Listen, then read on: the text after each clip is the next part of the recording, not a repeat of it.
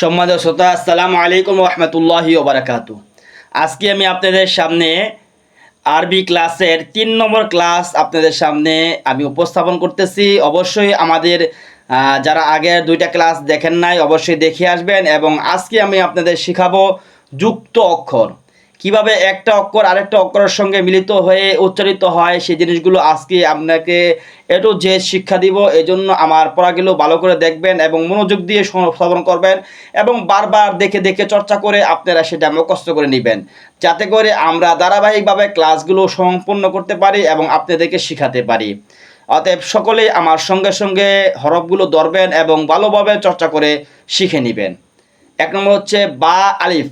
বা শব্দটার নিচে একটি নক্তা আছে এবং সঙ্গে একটি আলিফ যুক্ত আছে। বা আছে আগে, তারপর বার নিচে একটি নক্তা আছে, তার সঙ্গে একটি আলিফ আছে। এই জন্য দুইটা মিলিত হয়ে কী হয়েছে? বা আলিফ। বা আলিফ, বা আলিফ। বলেছে হা। হা দেখেন, হায়ের একটি মাথা আছে এবং বায়ের নিচে কিন্তু নক্তা আছে। আমরা মনে রাখবো বায়ের নিচে এক নক্তা থাকে।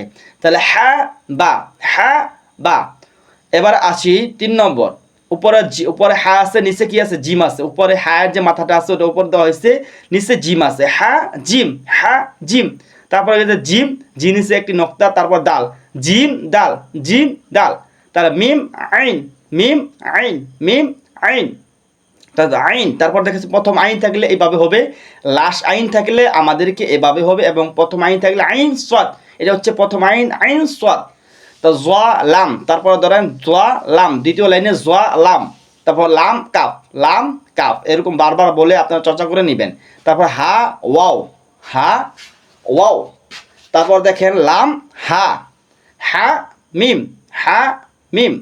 তারপরে মিম নুন, মিম নুন। এরকম বারবার পরে পরে আপনারা শিখে নিতে পারবেন। তারপরে লাম আলিফ, লাম আলিফ, লাম আলিফ তাড়াতাড়ি হবে। লাম হা, লাম হা, নিচে হা থাকলে এভাবে হয়। এই জন্য প্রথম লামটা লামের লগে একটু যদি বাড়তে থাকে, বাম দিকে বাড়তে থাকে, তাহলে সেটাকে লাম বলা হয়।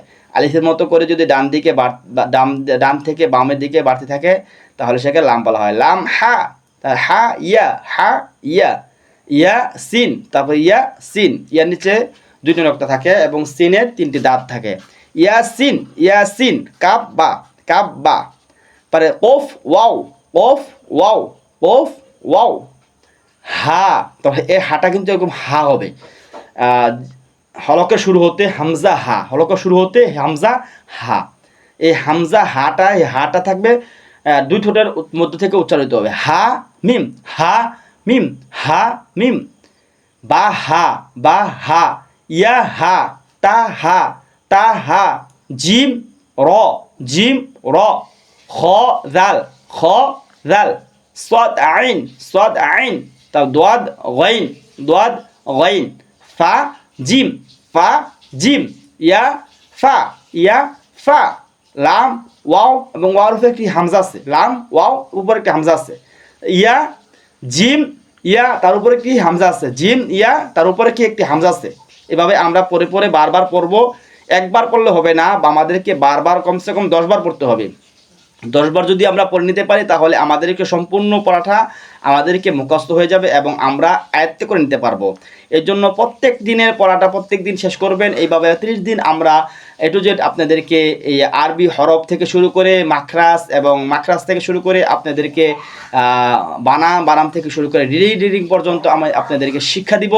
অবশ্যই আপনারা আমার চ্যানেলটা সাবস্ক্রাইব করে এবং আমার চ্যানেলের ভিডিওগুলো শেয়ার করে সকলের কাছে পৌঁছে দেবেন, যাতে আপনার মতো অনেকেই যারা পারে না তারা যেন শিখে নিতে পারে।